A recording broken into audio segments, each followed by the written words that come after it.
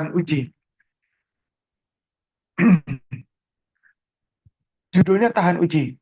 Saya punya pengalaman bekerja di satu satu kantor atau sebuah kegiatan di sektor industri di lapangan minyak dan gas. Saya bekerja di perusahaan atau di kantor yang bergerak di bidang konstruksi. Jadi kita di project konstruksi. Nah, kalau kita bekerja di lapangan minyak dan gas itu ada dua pemilahan tempat kerja yang disebut brownfield. Brownfield itu artinya area yang Ebi yang cerita. brownfield adalah tempat di mana kita sangat dekat dengan hidrokarbon. Misalnya ada minyak, gas, baik itu kilang ataupun pipa gitu ya. Dekat sekali dengan fasilitas hidrokarbonnya, baik minyak atau gas. Daerah greenfield adalah daerah yang baru dikembangkan. Jadi kita akan bangun sumur minyak atau fasilitas minyak dan gas di sana, tapi dia belum ada dilalui atau belum ada proses hidrokarbonnya, belum ada minyak dan gas yang masih lapangan baru. Jadi ada greenfield, ada brownfield. Jadi ada yang lapangan baru, ada lapangan yang sudah ada operasi minyak dan gasnya.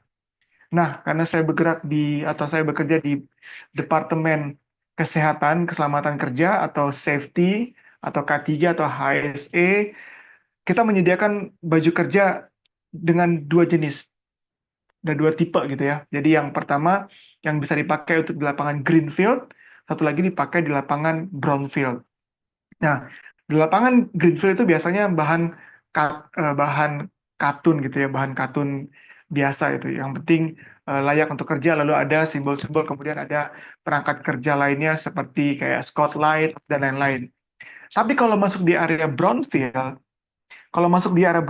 itu harus menggunakan seragam kerja khusus yang dikenal dengan istilah Fire Retardant Coverall, FRC, Fire Retardant Coverall. Kenapa? Jadi bahannya katun juga, tapi dia sudah dilapisi bahan kimia yang membuat baju ini tahan percikan api, gitu ya. Tahan percikan api. Kenapa? Karena kita kerja di area yang tadi brownfield, hidrokarbon dekat dengan minyak dan gas, di mana ada potensi terjadi kebocoran gas atau kebocoran minyak yang bisa menimbulkan percikan api atau api bahkan ledakan, sehingga baju ini diperkirakan bisa eh, menjadi pertahanan pertama untuk resiko terjadinya eh, potensi luka bakar gitu ya. Jadi ada baju khusus yang bisa kita gunakan untuk bekerja di area brownfield. Nah, namun demikian ternyata baju ini harganya tidak murah, mahal juga gitu ya, karena dia baju khusus gitu ya, baju khusus. Dan ternyata dari manufakturnya, dari pabriknya itu, ada manufacture sheet, ada lembaran manufaktur yang menyatakan deskripsinya bahwa baju ini tuh tidak selamanya fire retardant. Kenapa? Karena kalau dia dicuci, dibilas, dijemur, dipakai, dicuci, dibilas, dijemur, bahan kimia, chemical yang dipakai untuk menjadi pelapis bahan fire retardantnya itu bisa luntur, bisa lama-lama hilang. Jadi ada yang manufaktur bilang setelah 90 kali cuci, ada yang 100 kali cuci. Jadi memang cukup unik dan mahal ya. Jadi eh, hanya 90 kali cuci dia sudah dianggap tidak layak lagi, tidak lagi fire retardant. Artinya tidak lagi tahan percikan api atau tidak lagi tahan uji, gitu ya, tahan tahan apa api, gitu ya. Nah, saya karena saya bekerja eh, di lapangan seperti itu, jadi saya melihat bahwa ternyata itu salah satu contoh beberapa kondisi di dunia ini yang ternyata tidak ada sesuatu yang continuous eh, protected gitu ya, sesuatu yang selalu bisa tahan terhadap sesuatu gitu ya, khususnya tadi baju tadi ya, dia ternyata walaupun didesain dengan chemical khusus, harganya mahal, pun dia tidak bertahan lama, dia tidak selamanya tahan api atau tahan percikan api, dia akan pudar dan menjadi tidak tahan lagi. Nah, itu sebabnya penting untuk kita belajar bagaimana sih supaya kita, baik secara spiritual khususnya, kita bisa tahan dan tahan dalam uji atau ujian. Sebagai pendahuluan juga saya mau kita belajar sekilas saja, sedikit saja bahwa saat ini di dunia kerja, di dunia bisnis, di dunia apa ya, yang sekuler ini pun ternyata ada elemen-elemen atau faktor-faktor penting untuk kita supaya bisa menjadi pribadi yang baik menuju kepada sempurna. Mungkin teman-teman sudah pernah dengar dengan istilah IQ gitu ya, uh, intelligence quotient atau kecerdasan intelektual. Penting. Saya ingat waktu saya dulu waktu SMA sekitar 25 tahun yang lalu ya, uh, oh IQ-nya berapa? Oh IQ-nya sekian. Oh pinter tuh IQ-nya tinggi gitu ya. Ternyata IQ itu sangat penting gitu ya. Karena itu bicara bagaimana kita menggunakan gagasan, ide, pikiran kita sampai di mana dia bisa menolong kita dalam segala sesuatu dalam kehidupan ini. Itu IQ gitu ya. Lalu berkembang sekarang ada yang namanya juga EQ, emotional quotient atau emotional intelligence, kecerdasan emosi. Ternyata punya IQ bagus aja nggak cukup gitu ya. Perlu juga EQ. Perlu juga kita tahu seperti apa emosi kita dan tahu bagaimana menggunakan emosi kita baik untuk diri kita, kemudian menggunakan emosi kita untuk berdampak bagi orang di sekitar kita. Contoh, ada banyak orang pintar, tapi ternyata temperamen gitu ya, atau baperan, mudah tersinggung, nggak bisa diperintah, ya nggak sukses juga. Artinya dia tidak bisa survive di lingkungan di mana dia berada. Jadi IQ ternyata sekarang, oh tidak cukup, harus ada EQ, cerdas dalam emosi, tahu persis bagaimana emosinya dan bagaimana cara menggunakan emosinya untuk menolong dia, bukan untuk menghancurkan dirinya atau membuat dia jadi salah atau jatuh, dan bagaimana emosi itu juga bisa digunakan untuk menolong orang lain. EQ, emotional quotient, kecerdasan emosional. Lalu muncul lagi berkembang, sekarang ada yang namanya SQ, social quotient atau social intelligence, kecerdasan bersosial. Ya, ada orang yang pintar, tapi ternyata dia nggak bisa bergaul gitu ya. Kalau ketemu sama bos kaku, atau bertemu dengan bawahan kaku, bertemu dengan mitra kerja, bisnis partner kaku, akhirnya menghalangi proses untuk apa? Untuk diskusi atau hal-hal lainnya yang berhubungan dengan pekerjaan atau bisnisnya. Ya, seperti itu. Jadi ada juga ternyata social intelligence, kecerdasan dalam bersosial. Ya, itu penting ternyata saat ini. Saya kebetulan suka sekali yang namanya public speaking, artinya bukan hanya bicara di depan umum seperti seminar atau seperti saat ini, tapi bagaimana bisa berbicara di tengah orang banyak dalam bersosial, itu ternyata sebuah seni gitu ya, seni berbicara, seni bersosial. Jadi bagaimana kita bisa menempatkan diri kita di mana di lingkungan kita berada, kita bisa menyesuaikan diri dan tanpa merubah eh, keaslian atau jati diri atau identitas kita yang sebenarnya, tapi kita bisa bisa berbaur, kita bisa menjadi bermanfaat dalam sosial itu. Itulah social intelligence. Nah, yang terakhir ini juga berkembang dan ini pas dengan topik kita pada malam hari ini adalah adversity quotient atau adversity intelligence. Apa itu adversity quotient atau adversity intelligence adalah kecerdasan atau kemampuan untuk survive, bertahan dalam kesulitan, gitu ya. Jadi ternyata pintar aja nggak cukup, tapi begitu ada masalah langsung bingung, langsung panik, nggak tahu solusinya dan lain-lain ya. Kemudian eh, pintar, emosinya oke, tapi tetap nggak punya daya apa ya, kemampuan untuk survive, bertahan. Kalau bahasa orang tua kita dulu tahan banting gitu ya. Nggak tahan banting orangnya mudah apa? Mudah kalah, mudah menyerah, mudah mundur gitu ya. Nah, jadi perlu juga nih ada adversity quotient, kecerdasan atau kemampuan atau keahlian untuk bertahan menghadapi kesulitan. Jadi, kalau kita hubungkan dengan pelajaran kita malam ini, kemampuan untuk tahan uji, tahan banting gitu ya, tahan terhadap ujian, tahan terhadap kesulitan, tahan terhadap apa? Masalah yang ada yang muncul yang unpredictable gitu ya, yang predictable dan yang unpredictable. Punya kemampuan, punya keahlian untuk mengatasi atau bertahan di kondisi-kondisi seperti itu. Jadi malam ini kita akan belajar tentang tahan uji yang juga sebenarnya bagian dari adversity quotient, kecerdasan untuk menghadapi kesulitan-kesulitan. Baik, kita lanjutkan. Sampai di sini, saya mau ngajak kita berdoa bersama-sama sekali lagi. Mari kita berdoa. Bapa di surga, kami bersyukur kami boleh dapat kesempatan untuk membuka lembaran firman Tuhan. Kami menantikan, merindukan kasih karunia Tuhan melalui berkat pelajaran yang kami yakin percaya boleh menjadi pengetahuan bahkan buah-buah pikir bagi kami menghidupi kehidupan kami sementara dunia ini. Kuasai hamba-Mu dengan Roh Kudus, berkati jaringan internet, berkati semua sahabat-sahabat teman-teman yang sudah hadir dan mendengarkan, agar boleh mendapat berkat dari surga. Terima kasih Bapak, dalam nama Tuhan Yesus kami berdoa. Amin. Saya mau mulai dengan pertanyaan. Siapa yang pernah dengar cerita tentang Daniel? Ya, cerita tentang Daniel. Pasti semua kebanyakan kita sudah pernah dengar cerita tentang Daniel. Daniel, Sadrak, Mesak, Abednego, ya. Cerita yang paling terkenal sejak kita kecil dengan cerita Alkitab ya di gereja, Daniel dibuang ke lubang singa gitu ya. Lalu kalau sudah dewasa, kita juga belajar tentang nubuatan kitab Daniel gitu ya. Pasti kita semua pernah dengar cerita tentang Daniel. Bagaimana dengan Yusuf? Pasti semua juga udah pernah dengar cerita tentang Yusuf ya.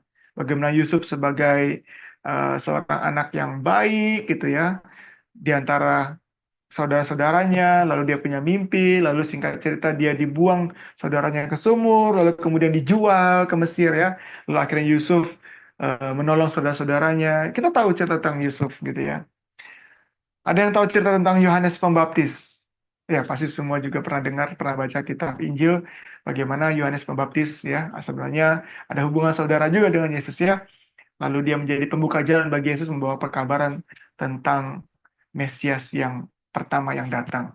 Nah, kita pernah dengar cerita tentang tokoh-tokoh rohani itu di Alkitab. Tapi saya mau tanya sekarang, siapa yang pernah dengar cerita tentang seorang yang bernama Apeles? Apeles. Pernah dengar nggak nama Apeles?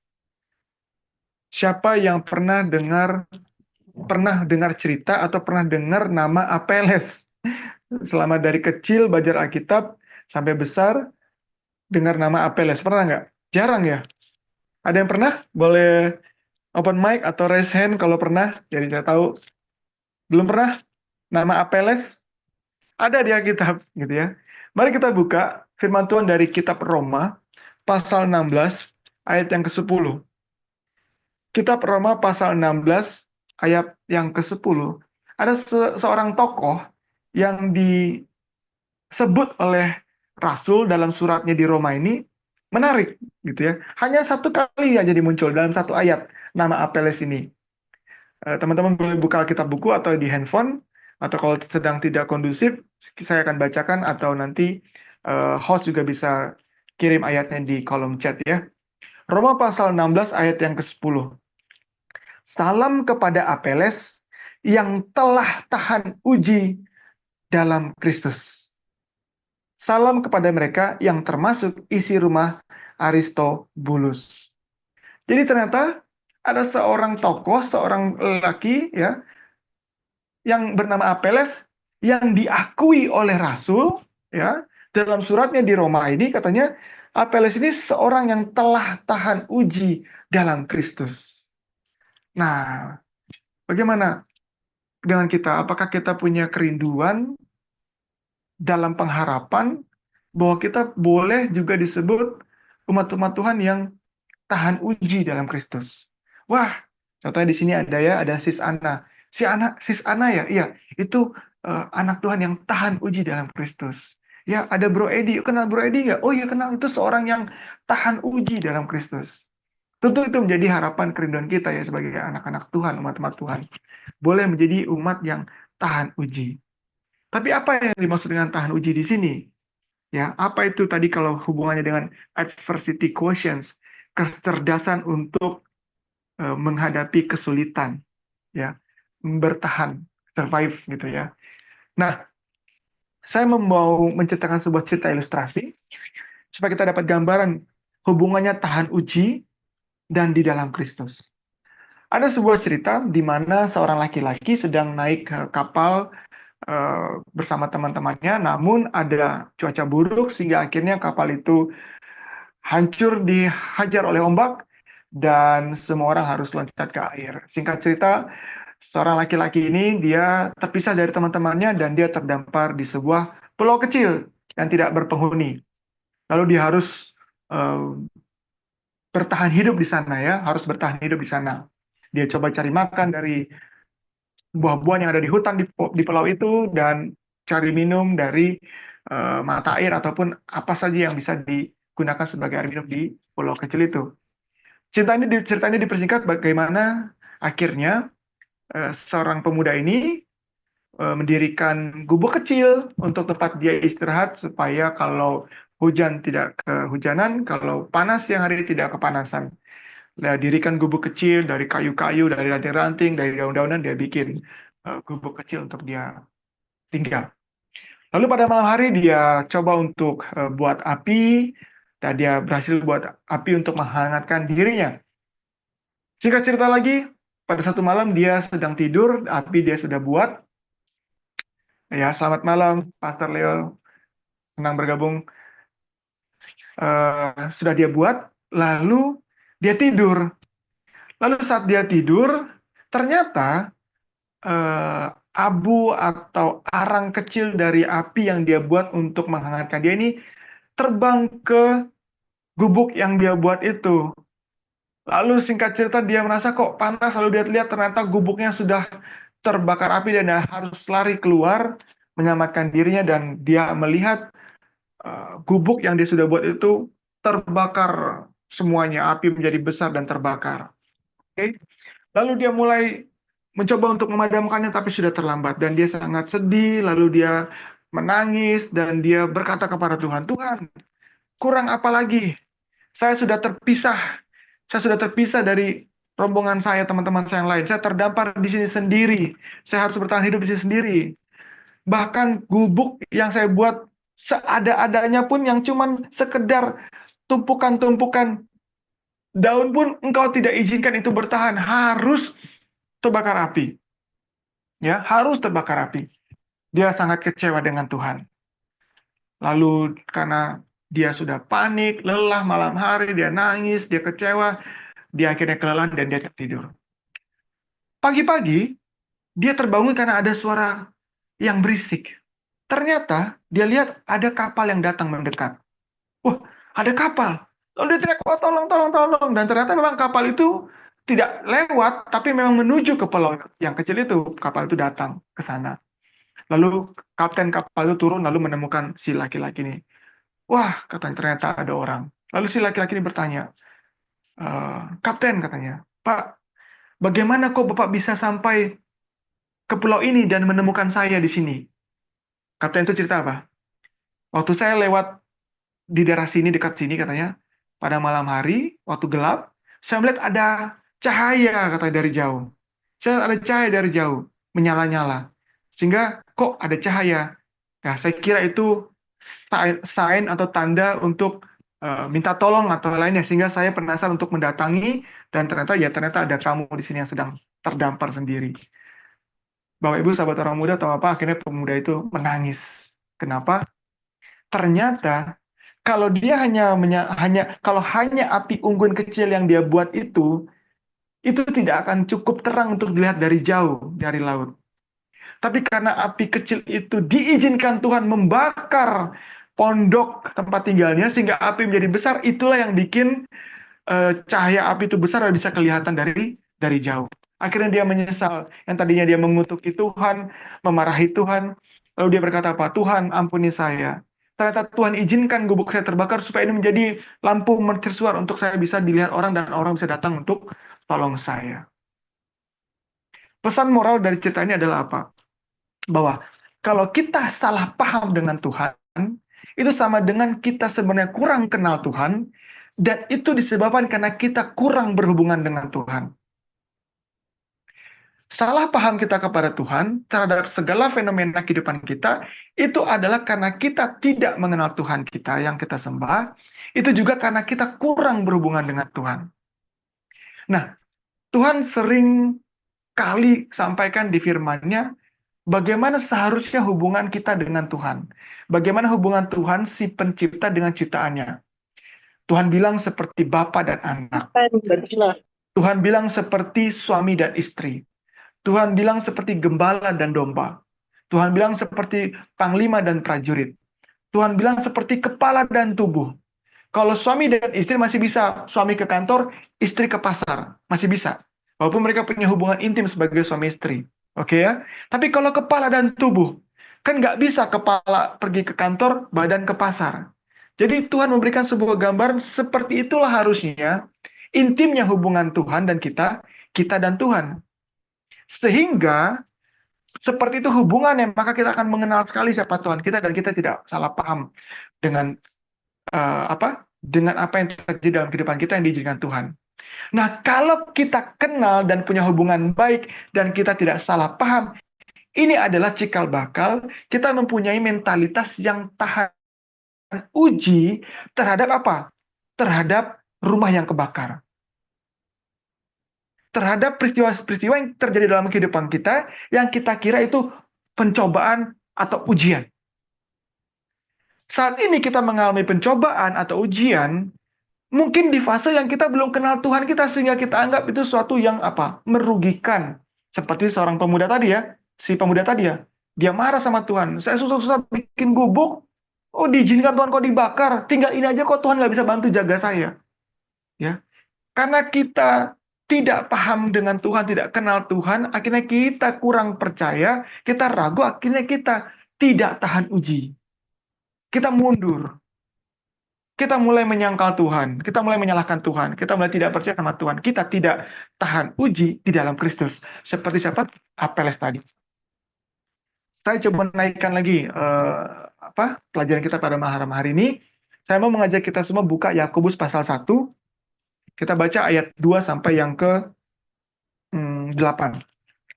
Saya akan bacakan singkat-singkat dan saya mau mengajak teman-teman semua melihat ada sebuah pesan menarik dari Yakobus pasal 1 ayat 2 sampai 8.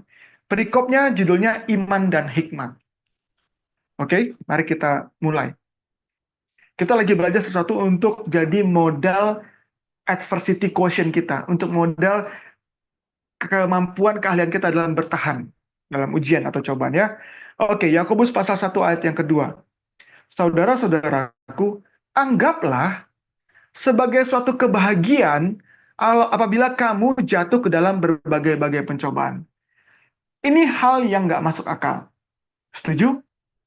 Manusiawi, kita akan berpikir bahwa jatuh dalam pencobaan itu kebahagiaan. Halo? Enggak lah, gitu ya. Tapi Tuhan bilang, anggaplah kalau kamu jatuh ke dalam pencobaan, it's a joy. Itu sebuah kebahagiaan. Loh, kok bisa? Ayat 3-nya bilang, sebab, karena, gitu ya. Kalau King James saya lupa tulisannya apa. Because, kalau International Translation menggunakan kata because, karena. Tapi sebab, juga sama ya. Kita baca ayat yang ketiga. Sebab kamu tahu bahwa ujian itu, ya, kepada imanmu itu, menghasilkan ketekunan. Jadi ternyata, sebuah pencobaan itu hubungannya erat dengan ujian iman. Test of faith. Saya shortcut sedikit pelajaran kita malam hari ini. Test of our faith, ujian kepada iman kita. Dan kalau iman kita tetap bertahan, maka tes itu menjadi testimoni. Ujian akan menjadi kesaksian. Amin. A test in faith and tekun, katanya kan, tetap stay in faith akan menjadi testimoni, akan menjadi kesaksian. Ya. Nah, pencobaan itu bahagia loh. Anggap itu kebahagiaan karena apa? Karena kamu tahu kalau ujian kepada iman itu akan menghasilkan ketekunan. Nah, lanjutkan ya. Ketekunan itu memperoleh buah yang matang supaya kamu menjadi sempurna dan tidak kekurangan suatu apapun. Ya, kamu menjadi sempurna, tidak kekurangan sesuatu apapun. Tahan di dalam Yakobus 1 ayat 4 ini, tahan. Saya mau Bacakan Matius 5 ayat 48. Matius 5 ayat 48.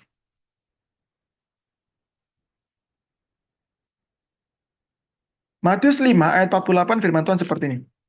Karena itu haruslah kamu sempurna, sama seperti Bapamu yang di sorga adalah sempurna.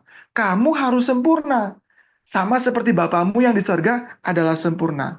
Jadi kita ini sekarang ada dalam pekerjaan Tuhan, Bapa, Anak, dan Roh, dan segenap eh, majelis sorga gitu ya, dalam rangka mau membuat kita ini menjadi sempurna. Pekerjaan penyempurnaan diri kita. Dan kalau kita sempurna, kita bisa bertemu dengan Bapa kita yang di sorga. Itu makanya di kitab Yakobus diajarkan bahwa kalau kamu dapat pencobaan, be happy, feel joy, bahagia. Kenapa? Karena kamu sedang ujian iman. Ujian itu untuk naik kelas, bukan untuk turun kelas. Kamu akan naik, kamu akan jadi tekun. Dan kalau kamu tekun, kamu akan membuahkan buah. Kamu akan ada perbuatan yang sempurna, yang bikin kamu sempurna. Kenapa? Kamu harus sempurna, karena Bapa juga sempurna. Sekarang kita ngerti kenapa sih Tuhan izinkan pencobaan atau Tuhan berikan sebuah ujian. Itu adalah proses, itu adalah jalan yang Tuhan berikan untuk kita sampai kepada kesempurnaan. Be perfect. Same like our Father perfect. Bayangkan, dulu di Eden, Tuhan menjadikan manusia menurut gambar dan rupa Allah. Sama. Tapi karena dosa, gambar dan rupa Allah itu hilang. Nah, sekarang untuk bisa kembali bisa bersama dengan Bapa, kita harus kembali punya gambar dan rupa Allah itu. Itu makanya Matius 5:8 kamu harus sempurna karena sama seperti Bapa kamu sempurna, kamu juga harus sempurna. Kesempurnaan ini adalah yang menjadi sama seperti dulu sebelum ada dosa, punya pakaian kebenaran Allah. Dan itu hanya bisa kita miliki, salah satu jalan yang Tuhan kasih adalah ini katanya, pencobaan. Kamu bahagia kalau kamu langsung ingat maksudnya itu karena kamu tahu kan gitu tadi ayat yang ketiga ya. Sebab kamu tahu malam ini Bapak Ibu sahabat orang muda tahu malam ini pencobaan itu adalah ujian untuk iman. Kita tahu itu akan bikin kita kepada kesempurnaan. Be happy, be joy katanya. Anggap itu sebuah kebahagiaan. Nah, seperti itu. Oke. Nah, sekarang kita baca ayat yang kelima dari kitab Yakobus, kita sambung. Kita lihat ini ada kalau tadi dari kita lihat ya. Pencobaan, ujian, iman, tekun, perbuatan, kesempurnaan. Dia growing. Dia dari yang pencobaan itu yang di bawah, sesuatu yang kita nggak suka, nggak terima. Tapi kalau kita mengerti sekarang, kita bahagia karena kita tahu, ya dia akan growing. Pencobaan akan menjadi ujian. Kalau pencobaan itu dari setan, sifatnya menjatuhkan. Ujian diizinkan Tuhan, sifatnya untuk naik. Jadi pencobaan itu akan berubah menjadi ujian, iman, bertumbuh, tekun, memperoleh buah, lalu menjadi sempurna. Nah, sekarang kita baca ayat yang kelima. Ayat 5 adalah kontrasnya. Saya mau sampaikan seperti itu. Tetapi ada kata tetapi ini. Tetapi apabila di antara kamu ada yang kekurangan hikmat, kamu kan tahu. Tapi kalau kamu nggak tahu, katanya, hendaklah ia memintanya kepada Allah. Kalau masih kurang ngerti, tanya sama Tuhan ya, kata gitu. Tentang pencobaan kok jadi ujian, ujian jadi iman, iman jadi perbuatan, buah menjadi kesempurnaan gitu ya. Kok bisa sih mau kesempurnaan lewat dari pencobaan gitu ya. Nah, ini kata Tuhan kalau kamu masih belum ngerti, kurang hikmat, tanya sama Tuhan juga gitu ya. Tanya kepada Tuhan Allah yang memberikan kepada semua orang dengan murah hati dan dengan tidak membangkit-bangkit, maka hal itu akan diberikan kepadanya. Hendaklah ia meminta dalam iman. Saya mau kita perhatikan dalam perikop ini, iman diucapkan dua kali ya, iman. Dan sama sekali jangan bimbang. Nah, kalau kita nggak punya hikmat ini, kecenderungan kita akan bimbang. Apalagi katanya, sebab orang yang bimbang sama dengan gelombang laut yang diombang-ambing kian kemari oleh angin. Orang yang demikian, jangan mengira bahwa ia akan menerima sesuatu dari Tuhan. Sebab orang yang mendua hati tidak akan tenang dalam hidupnya. Kita lihat ya, di mana ada formasi kiasma di sini.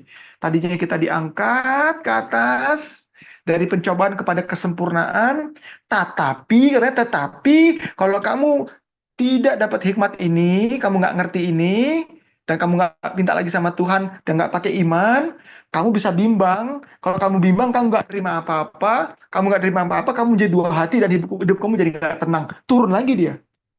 Perhatikan ya, dari Yakobus 1 sampai ayat yang keempat dia naik, dari ayat 5 sampai yang ke-8 dia turun. Tapi ada kata tetapi. Artinya apa tetapi? On the contrary. Sebaliknya. Sebaliknya. Itu makanya seringkali kita kalau ada pencobaan atau masalah, kita nggak tenang kan? Kita nggak tenang. Bimbang, nggak tenang, dua hati, bingung gitu ya. Gimana nih? Kok begini sih? Kok begini? Tuhan gimana sih? Kok Tuhan nggak dengar doa saya gitu ya? Karena apa? Karena kita nggak punya hikmat tentang yang tadi. Yakobus 2 sampai 4-nya. Kita nggak bahagia, kita tidak dapat konsep bahagia atas pencobaan atau ujian yang sedang Tuhan izinkan terjadi. Tapi katanya kalau kamu pun kurang hikmat tanya sama Tuhan supaya kamu jangan bimbang. Kalau kamu nggak bim, kalau kamu bimbang, kamu jadi dua hati, kamu jadi nggak tenang. Kita lihat kontras turun gitu ya. Jadi ternyata Tuhan Tuhan tuh sangat sangat apa ya? Sangat punya planning yang sangat perfect lah untuk kita. Hanya seringkali kita yang keluar dari planningnya Tuhan. Makanya Tuhan bilang, akulah jalan kebenaran dan hidup gitu ya. Dan kita yang sering keluar dari jalannya Tuhan. Melalui cara berpikir kita, apa yang kita pahami terhadap Tuhan salah yang akhirnya kita keluar dari jalur itu. Oke? Jadi kebalikannya kalau tadi cobaan naik menjadi ujian, ujian menjadi kepada iman, iman tekun, tekun kepada memperoleh buah yang baik, kemudian pada kesempurnaan. Tapi sebaliknya, kalau tidak pakai iman, tidak dapat hikmat, dia akan bimbang, akan tidak terima dari Tuhan, dan akhirnya hidupnya jadi nggak tenang, dia menurun. Ya, kita bisa lihat itu tadi ya, dari Yakobus 2, Yakobus 1 ayat 2 sampai yang 8. Sekarang tipsnya, kalau gitu bagaimana? Saya mau buka Yohanes pasal 15, teman-teman, sahabat orang muda, Bapak Ibu juga boleh buka Yohanes pasal 15. Sekarang tips bagaimana supaya kita tahan uji ini, supaya kita pencobaan itu kita anggap sebuah kebahagiaan, gitu ya. Dan karena kita tahu bahwa kita sedang diuji imannya, uji untuk naik kelas, bukan untuk turun kelas. Dan untuk kita dapat buah yang baik dan akhirnya kita sampai kepada kesempurnaan, gitu ya. Nah, Tuhan kasih nasihat di dalam Yohanes pasal 15 ayat yang sebenarnya satu perikop kita bisa baca ya, ayat yang ke-1 sampai 8. Tapi kita baca saja mulai dari ayat yang ke-4. Boleh ya? Mulai dari ayat ke-4. Yohanes pasal 15 ayat yang ke-4. Tinggallah di dalam aku dan aku di dalam kamu. Sama seperti ranting tidak dapat berbuah dari dirinya sendiri kalau ia tidak tinggal pada pokok anggur. Demikian juga kamu tidak berbuah jikalau kamu tidak tinggal di dalam aku. Ayat 5, akulah pokok anggur, kamulah ranting-rantingnya. Barang siapa tinggal di dalam aku, dan aku di dalam dia, ia berbuah banyak. Sebab di luar aku, kamu tidak dapat berbuat apa-apa, termasuk tidak bisa berbuat apa-apa jika pencobaan ujian itu datang. Kenapa? Karena kita tidak di dalam Tuhan Yesus dan Tuhan Yesus tidak di dalam kita. Kita tidak bisa berbuat apa-apa. Saya mau kita melihat kata ranting. Kamulah ranting-rantingnya. Ranting di kitab Yohanes ini dalam bahasa Greek-nya, bahasa Yunani ditulis dengan kata klema.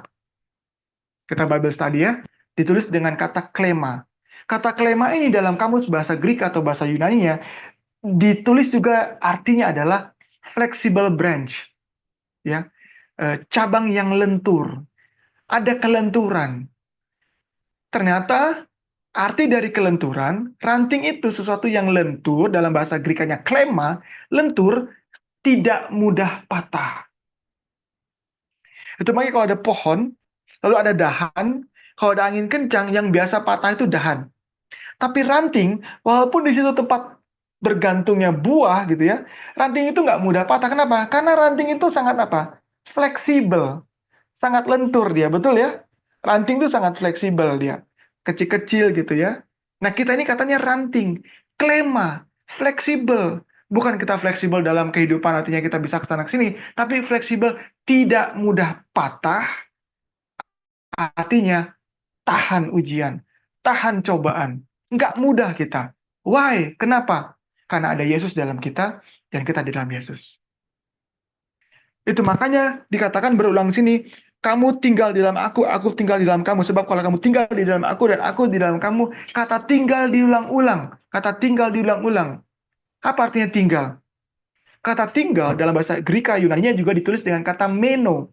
Kata meno berarti remain as one. Tetap menjadi satu sama. Jadi Tuhan bilang, aku tinggal dalam kamu, kamu tinggal di dalam aku. Artinya kamu dan aku sama. Kita sama.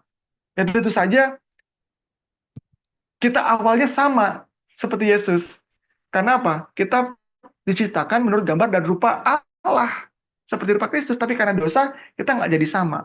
Tapi Filipi 2 bilang, Yesus itu mengambil rupa manusia dan menjadi sama seperti manusia. Jadi Tuhan ambil kita jadi sama lagi. Nah sekarang bagaimana kehidupan karakter Kristus yang seperti itu, kita menjadi sama seperti Kristus. Nah, kalau Bapak Ibu sahabat orang muda punya idea ini untuk punya kemauan kemudian menjadi sama seperti Yesus dalam kehidupan kita sehari-hari, fenomena-fenomena hidup kita akan menjadi kuat seperti ranting, nggak mudah patah, fleksibel. Kalau ada pencobaan, ada ujian, dia flexible branch, dia nggak mudah patah. Kenapa? Karena dahannya, pokok anggurnya siapa? Yesus. Itu makanya ranting, dia harus nempel. Kalau dia cuma deket aja, tapi nggak nempel, dia akan dapat sari-sari dari Yesus. Nggak dapat sari-sari dari pokok anggur. Tapi kalau dia nempel connected, baru dia dapat sari-sari makanan dari si pokok anggur. Nah, seringkali kita ini hanya dekat. Kita kira kita sudah terhubung. Kita rajin ke gereja, mungkin suka baca Alkitab, rajin berdoa, ikut banyak kegiatan-kegiatan rohani. Kita hanya dekat saja, tapi belum tentu terhubung. Malam hari ini Tuhan panggil kita kalau kita mau tahan uji, seperti ranting yang fleksibel, nggak mudah patah. Nggak cuma dekat, connected. Berhubung, terhubung sama Kristus. Itu artinya klema, artinya meno. Remain as one, selalu menjadi apa? Sama, satu. Hanya dengan cara itu kita bisa menjadi orang yang punya pribadi, yang punya keahlian, tahan banting. Adversity questions, tahan uji. Gitu ya, menjadi tahan uji. Nah, kita kembali ke Apeles lagi. Roma pasal 16 ayat yang ke-10, kepada saudara yang bernama Apeles yang tahan uji. Ya, tahan uji. Kata yang tadi ya, kita udah baca ya, Apeles yang tahan uji dalam Kristus. Ternyata kata tahan uji dalam kitab versi King James-nya ditulisnya approved. Approved. Dalam bahasa Greka, Yunani-nya ditulis dengan kata dokimos, yang artinya accepted. Accepted in Christ. Diterima di dalam Kristus. Diterima di dalam Kristus. Jadi, kalau kita mau menjadi pribadi-pribadi umat-umat Tuhan yang tahan uji, sementara hidup di dalam dunia yang semakin menurun dalam moralitas, dalam hal-hal yang lain, dunia menjadi gelap, ya, menjadi banyak sekali pencobaan, ujian, ya. Ini Tuhan izinkan kita mengalami atau ada di situ untuk kita boleh bertumbuh dalam iman, ujian tadi yang kita sudah bahas dalam Yakobus tadi, sehingga kita menjadi tahan uji seperti Apeles, approved, dokimos, accepted in Christ. Diterima di dalam Kristus. Kenapa? Karena Kristus tinggal di dalam aku, meno, dan aku tinggal di dalam Yesus, meno. Sehingga kita menjadi ranting, klema, tidak mudah patah, fleksibel. Kalau ada ujian, kalau ada pencobaan. Ayat penutup. 1 Korintus 10:13. Ayat yang sering kali kita baca ya. Kalau bicara tentang pencobaan, ya lagi ujian, lagi ada masalah, lagi bangkrut, lagi numpuk kerjaan di kantor, lagi dimarahin, kena PHK, ada macam-macam. 1 Korintus 10 ayat yang ke-13. Ini Mirip-mirip dengan Yakobus tadi. Kalau tadi Yakobus bilang, anggaplah pencobaan-pencobaan itu sebuah kebahagiaan. Waduh, aneh banget gitu ya. Tapi kita sudah belajar ya, sudah dapat hikmat. Nah, kalau sekarang Korintus bilang, dibilang begini, 1 Korintus 13, pencobaan-pencobaan yang kamu alami ialah pencobaan yang biasa.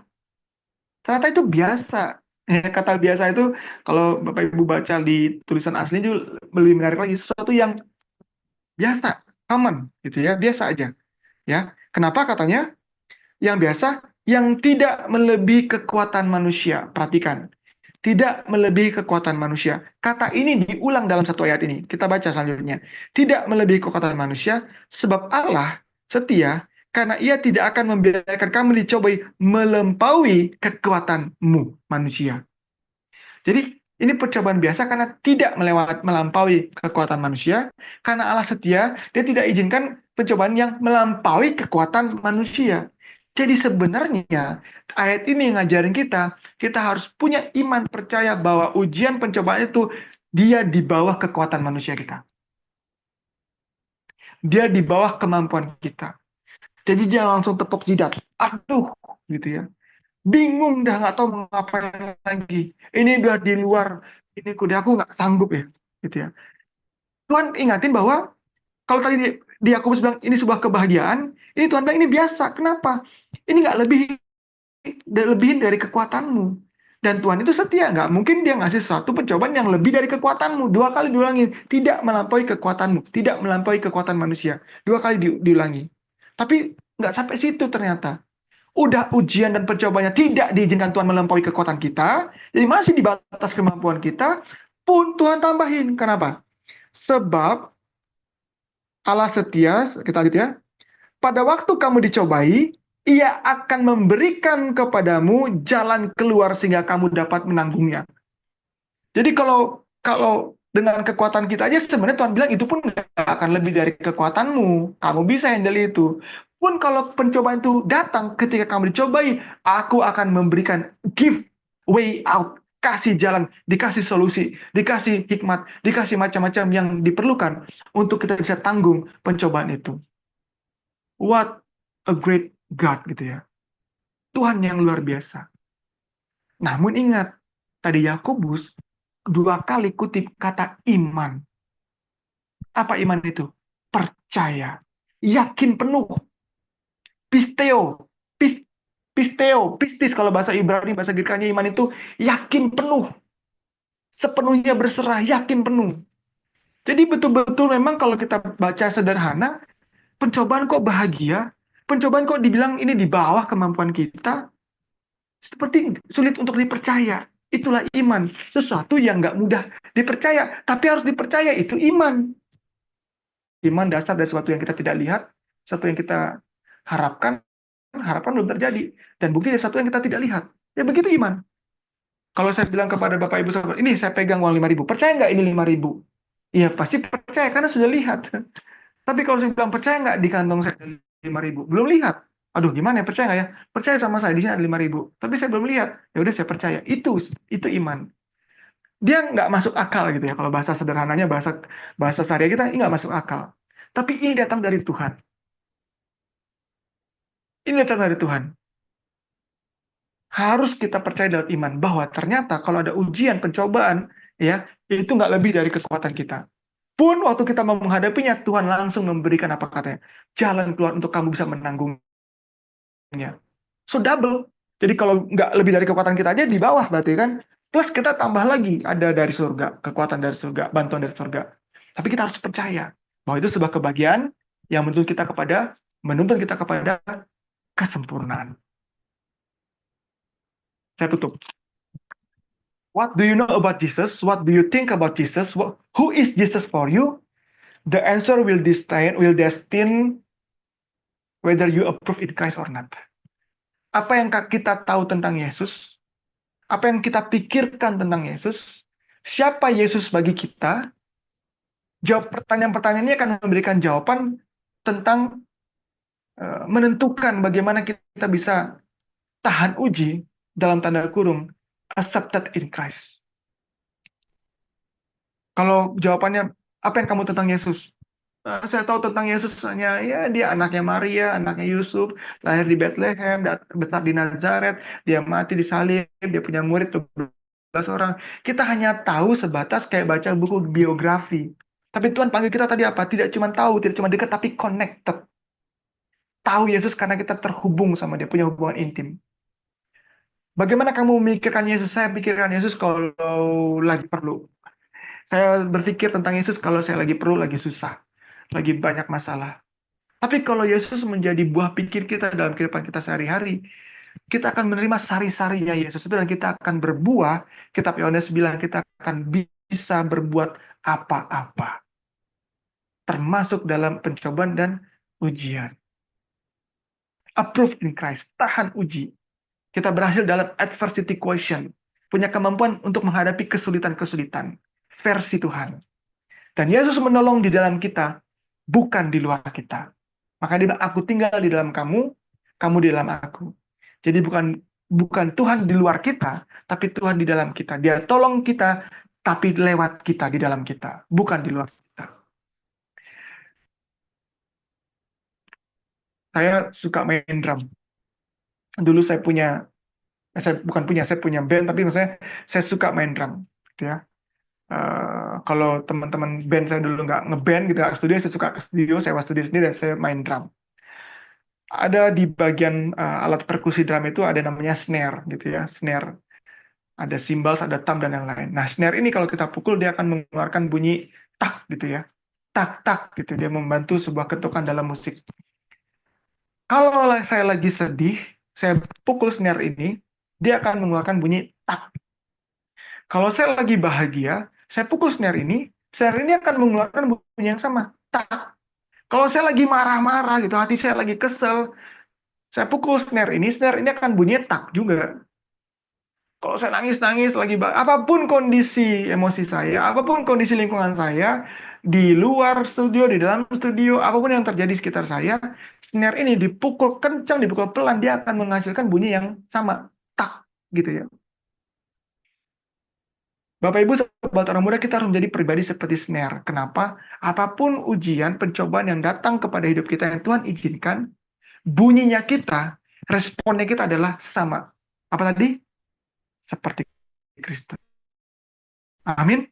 Sama. Kita ngerti, punya hikmat. Ini adalah kebahagiaan yang Tuhan kasih untuk kita bisa naik kelas, mencapai kepada kesempurnaan. Supaya kita menjadi kembali serupa seperti Bapa, karena Bapa sempurna, hendaklah kamu seharusnya sempurna.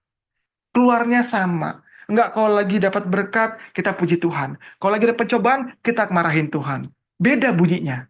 Tapi kalaupun lagi diberkati Tuhan, bunyinya tak, puji Tuhan. Lagi ada pencobaan, bunyinya sama, tak, puji Tuhan. Karena kita ngerti bahwa pencobaan ini adalah kebahagiaan untuk membawa kita kepada kesempurnaan.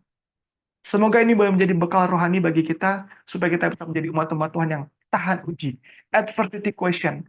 Punya kemampuan untuk menghadapi kesulitan-kesulitan. Dan itu kita jalani bersama dengan siapa? Dengan Yesus. Untuk kemuliaan bagi nama Tuhan, semoga menjadi berkat buat Bapak Ibu, saudara-saudari yang sudah hadir malam hari ini, juga untuk saya. Tuhan memberkati kita semua. Amin. Amin. Amin.